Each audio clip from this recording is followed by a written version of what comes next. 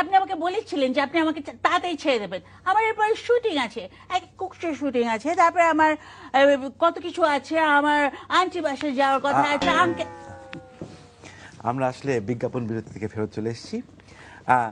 আন্টিমণি, আসলে এরপরে আপনাকে যেটা বলছিলাম সেটা হচ্ছে যে হিলারি ক্লিন্টন বলেছেন যে উনি যখন অবসর নেবেন ওনার এই এই কারেন্ট পদ থেকে, উনি একটা বই লিখবেন। এই ব্যাপারে কি আপনি কিছু জানেন? অবশ্যই জানি। উনি তো আমার কাছ থেকে পরামর্শ নিয়েই বই লিখছেন।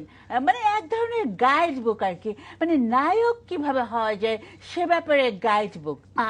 আমরা এখন অবশ্য কিছু টিপসে চলে যেতে পারি যে কিভাবে একজন সফল নায়ক হওয়া যায়। অবশ্যই আমাদের একটু ক্লারিফাই করে দিই যে এই নায়কটা তো বাংলাদেশের মিডিয়াতে, বাংলাদেশের মিডিয়াতে কিভাবে নায়ক হয়। তাহলে আমরা দেখি হিলারি কি বললেন। আমি জানি আপনারা অনেকেই নায়ক হবার জন্য অনেক কিছুই করেন। কেউ কেউ সুপার 00 অনুষ্ঠানও করেছেন, তাতে কোনোই লাভ হয়নি। যে লাউ সেই কদু। আপনাদের জন্য আমার কিছু টিপস। 1.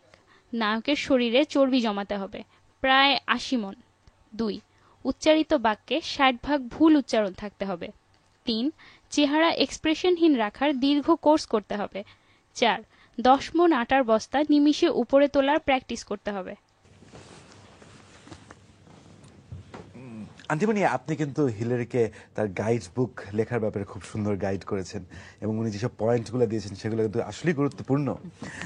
তো প্রথম পয়েন্ট হচ্ছে যে হিলারি দাবি করেছেন নায়কের গায়ে অন্তত 80 মণ চর্বি থাকতে হবে। এর কারণ কি হতে পারে?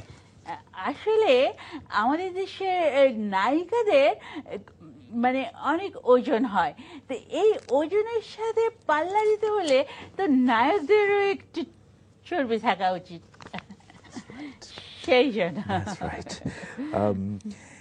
দ্বিতীয় টিপস যেটা উনি দিয়েছেন অথবা উল্লেখ্য টিপস, আরো অনেক টিপস আছে এই বইয়ে আমরা জানি।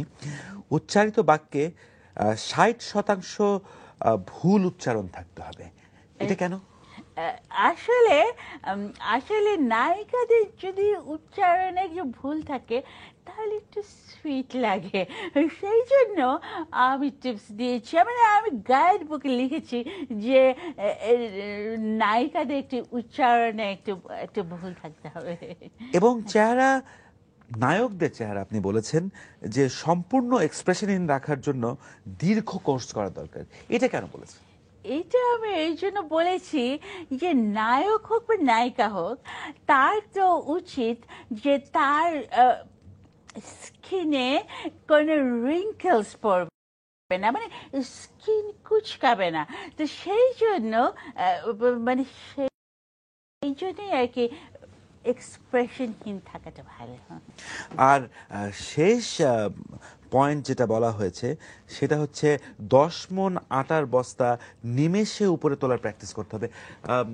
আন্টিমণি, এটা আপনি কেন বললেন? এইটা আমি এই জন্য বললাম, আমি কেন বললাম আমি ভুলে গেছি, একটু দেখতে হবে।